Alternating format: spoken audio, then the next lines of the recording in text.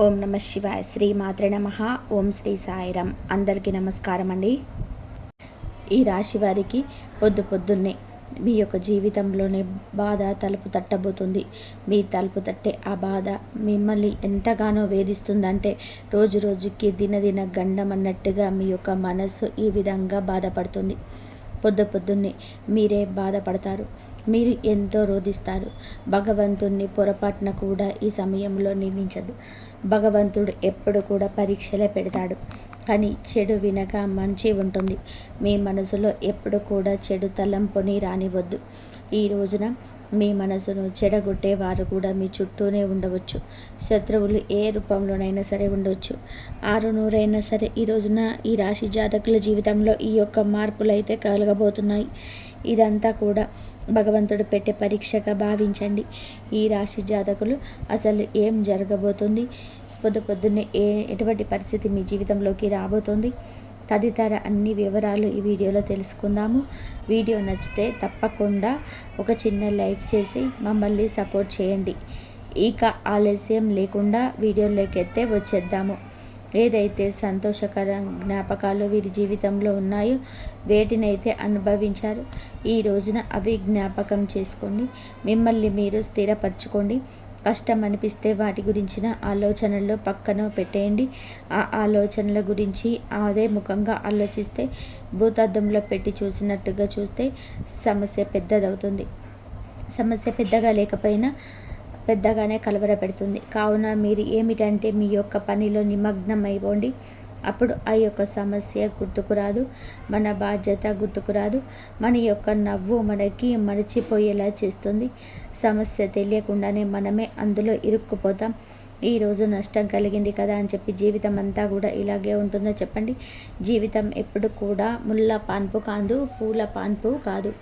ఎప్పటికప్పుడు కూడా మారుతూనే ఉంటుంది. మంచి వెనక చెడు, చెడు వెనకాల మంచి వస్తూనే ఉంటుంది. రేపటి రోజున వచ్చే సంతోషాన్ని మర్చిపోవద్దు. భగవంతుడున్నాడు, న్యాయం చేస్తాడు. ఈ రాశి జాతకులు చాలా మంచివారు. మీకు న్యాయం తప్పక జరుగుతుంది. కొన్ని రకాల పరీక్షలు అయితే అనుభవించవలసి ఉంది. ఇది కర్మఫలం. నిరాశ చెందడం, మిమ్మల్ని మీరు తప్పుగా భావించుకోవడం, మీలో ఉన్న తెలివితేటల్ని మీరు మర్చిపోవడం, ఏ మాత్రం కూడా ఉపయోగించకుండా అలా తెలివిని స్తబ్దగా ఉంచేయడం, మిమ్మల్ని మీరు గౌరవించుకోకపోవడం, ఇలానే చేయాలి అని అస్సలు అనుకోవద్దు. ఇది శత్రువుల పన్నాగం. ఒక్కసారి ఆలోచించండి. మిమ్మల్ని ఏదో ఒక రకంగా బాధించి వేధించి వారికి ఉన్న టార్గెట్ మీరు కావున ఎప్పుడు మీరు నవ్వుతూ ఉండకూడదనుకుంటారు. మీరు నవ్వుతూనే ఉండండి. వాళ్ళు తోడుక ముడుచుకొని వెళ్ళిపోతారు. లేదంటే నెగిటివిటీ అనేది మీ మనసులోనే ముద్రించి వెళ్ళిపోతారు. మనుషులన్నాక కష్టపడరా? మనుషులన్నాక బాధలు, మోసాలు, ఇబ్బందులు ఉండవా? విమర్శలు ఉండవా?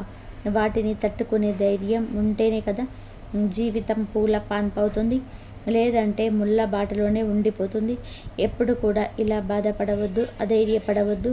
సుఖపడతారు. రేపటి రోజు బాగుపడతారు. మీ యొక్క పాపకర్మలు బట్టి మీ యొక్క కష్టం ఉంటుంది. కొన్నిసార్లు తెలుసో తెలియకనో మనం కొన్ని రకాల తప్పిదాలు చేస్తాం. గ్రహస్థితిని నీచంగా ఉన్నప్పుడు కర్మఫలం అలాగే ఉంటుంది. మీ యొక్క కుటుంబంలోనే బాధ్యతలు మోసి మీరే ఇలా పడిపోతే అందరూ ఏమైపోతారు? ఒకసారి చెప్పండి. ఎంతటి కష్టాన్ని ఎదుర్కొన్నా ఎప్పుడు ఒకేలాగా నార్మల్గా నందువులు చిందించేవారు మీరు తప్ప ఎవరున్నారు? దైవ సంకల్పంతో ముందుకు మీరు చేసే పనులు ముందులోకి వెళ్ళడం, ఒక రకమైన ఎమోషన్స్ ఎప్పుడు ఇలాగే ఉంచుకోండి. ఎవరు ఎన్ని విధాలుగా మిమ్మల్ని బాధించినా భగవంతుడు ఉన్నాడనే సంకల్పం మీ తోడుగా ఉండాలి. ఇది మీరు మర్చిపోవద్దు. ఈ రోజున అతిపెద్ద ఇబ్బంది కలుగుతుంది. మీ కళ్ళల్లో గిరగిర నీళ్లు తిరుగుతుంటాయి. ఇది వాస్తవం. ఒకరి మోసం మిమ్మల్ని బాధిస్తుంది. ఎంతగా అంటే ఈ రోజంతా కూడా పదే పదే ప్రతి క్షణం కూడా ఆ మోసమే మిమ్మల్ని గుర్తుకు తెచ్చి మరీ బాధిస్తుంది. ఒకరి మోసమే ఇదంతటికీ కూడా కారణం. పొద్దున్నే తెల్లవారుతూనే ఇదంతా కూడా జరుగుతుంది.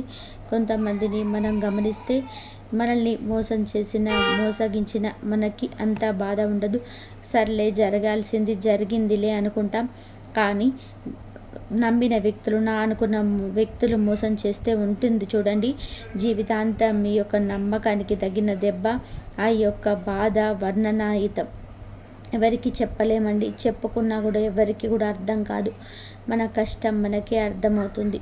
కుటుంబ సభ్యులకు కూడా ఒక్కొక్కసారి అర్థం కాకపోవచ్చు.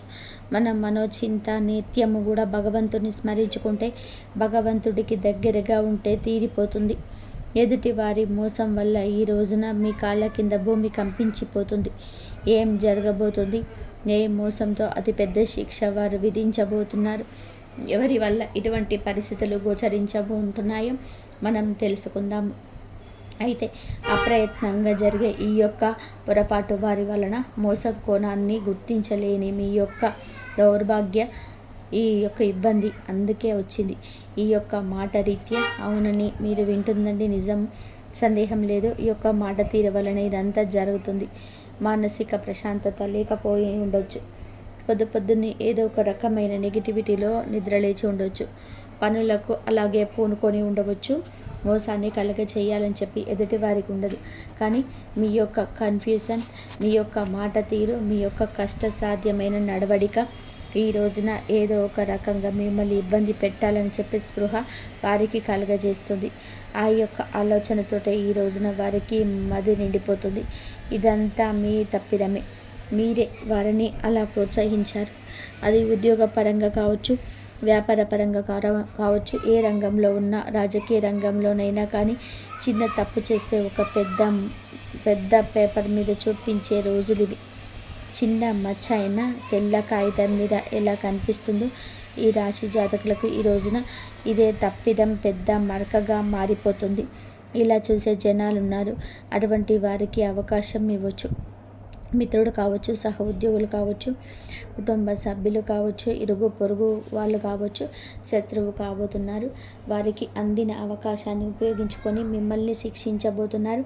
పరుష పదజాలంతో మాట్లాడడం, అహంకారపూరితమైన మాటలు మాట్లాడే ప్రయత్నం అస్సలు చేయొద్దు. బయట వ్యక్తులతో గొడవ పడతారు. అవి ఇంటి బయటే ముగిసిపోవాలి. అలా కాదని ఆ సమస్య ఇంటి వరకు తెచ్చి ఆ యొక్క కోణంతో ఇంట్లో గొడవ పడిన లేదా బయట వ్యక్తులు గొడవ పడతారు. అవి ఇంటి బయటే ముగిసిపోవాలి. అలా కాదని ఆ సమస్య ఇంటి వరకు తెచ్చి ఆ యొక్క కోణంతో ఇంట్లో గొడవ పడిన లేదా బయట వ్యక్తులు నా మాట వినలేదు అని చెప్పి అక్కసుతో ఇంట్లో వారి మీద నాయకత్వ ధోరణి అవలంబించిన మీకు రెడ్ వచ్చి మొదలన్నట్టుగా చివరాఖరికి మీరు ఎక్కడ ఏ సమస్యలో తలెత్తవచ్చు, ఎవరి గొడవలో తలదూర్చినా, ఎవరిని ఏదైనా గొడవలో కీచులాటలో ఆడుకుంటున్నా న్యాయం చెప్పడం, జడ్జిమెంట్ చెప్పడం లాంటివి ఈరోజు మీకు తగదు. ఇది బయట గొడవ ఏదిగైనా సరే ఈ రోజున మీరు పొద్దున్నే ఇంట్లో జరిగే గొడవలు కూడా కావచ్చు. ఈ యొక్క గొడవ మీ మనసును మెలిపెట్టేస్తుంది. ఎదుటి వారి మాటలు మీకు చాలా కష్టసాధ్యం అనిపిస్తాయి. ఎప్పుడు కూడా ఉన్నంత వరకు ఉన్నంతలోనే తోక ముడుచుకోవాలి. ఈ రాశి జాతకులు ఎదుటి వారి యొక్క మాటలతో మీ కళ్ళల్లో గిరగిర నీళ్లు తిరుగుతాయి. ఎంతో ఇష్టలుగా భావించిన వారు కూడా ఈ రోజున శత్రువులుగా మిమ్మల్ని నిందించవచ్చు. ఆరోపణలు, నిందలు కొత్తేమీ కాదు. కానీ ఈ రోజున ఈ యొక్క బాధ మీకు వర్ణనాతీతం అవుతుంది. జీవిత భాగస్వామితో వచ్చే మనస్పర్ధలు కావచ్చు, తోడబుట్టిన వారితో వచ్చే కీచులాటలు కూడా కావచ్చు. ఈ రోజున చిన్న జగడ కాస్త ముదిరి పాకాన పడుతుంది.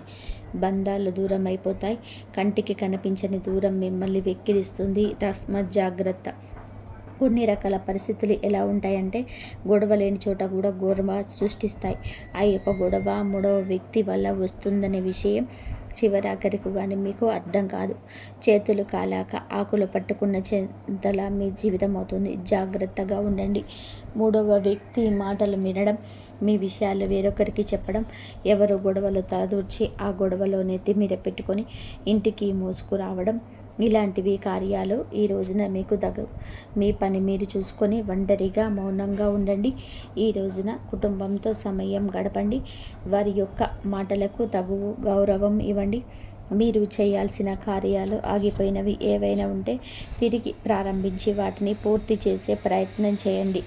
అంతేకాని అనవసరమైన విషయాలలో చర్చల్లోకి దిగడం, ఎవరు ఏదో అన్నారు అని మాట పట్టింపులకు వెళ్ళడం, మీ ఓర్పు సహనాన్ని కోల్పోవడం, ఆవేశాన్ని చూపించడం, ఎదుటి వారికి మీ విషయాలు చెప్పడం, ఏదైనా బంధం విషయంలో గొడవ వస్తే మూడవ వ్యక్తితో మాట్లాడడం, ఇలాంటివి మీకు అస్సలు కూడా తగవు. ఇబ్బందులకు సూచన కింద చెప్పడం జరుగుతుంది. మిగతా అంశాలు చూస్తే ఈ రోజున ఒక మేలిమి అవకాశం వస్తుంది. ఆ అవకాశం ఎలా వస్తుంది, ఎప్పుడు వస్తుంది, ఎవరి ద్వారా వస్తుంది తెలియదు, కానీ వస్తుంది. కానీ మీ ఆలోచనలతో ఆ అవకాశాన్ని పక్కన పెట్టేయచ్చు. ఆ అవకాశం ఉపయోగించుకుంటే భవిష్యత్తులో బ్రహ్మాండంగా ఉంటుంది. ఈరోజు చిన్న అవకాశం రేపటి రోజున జీవితాన్ని మార్చే అవకాశం. కాబట్టి అప్రమత్తంగా ఉండండి. మీ యొక్క ధోరణి విషయంలో కూడా జాగ్రత్త. ఈ రోజున మీరు ఏదైనా అనుకున్నాడని మాట అన్న ఎవరినైనా సరే మీ మాట జీవితాంతం మిమ్మల్ని బాధిస్తూ వేధిస్తూ ఉంటుంది. జీవితంలో మాయని మచ్చగా మిగిలిపోతుంది. మీకు మీరుగా శిక్ష వేసుకున్నట్లు అవుతుంది. మీతో పాటు ఎదుటి వారికి కూడా శిక్ష వేయదు. ఈ జాగ్రత్తలు పాటిస్తే తప్పక జీవితం బాగుంటుంది. లేకపోతే ఈ శిక్ష అనుభవించి ఘోరంగా మీ జీవితంలో 10 అడుగులు వెనక్కి వేసి భవిష్యత్తును అంధకారం చేసుకుంటారు. ఈ యొక్క మాటలు దాటవేసే పెడచెవిన పెడితే ఇక అంతే సంగతులు. నిత్యం శివారాధన చేసుకోవడం, విష్ణు సహస్రనామ పారాయణం గావించడం మేలుకర ఉత్తమ ఫలితాలు కలుగజేస్తాయి.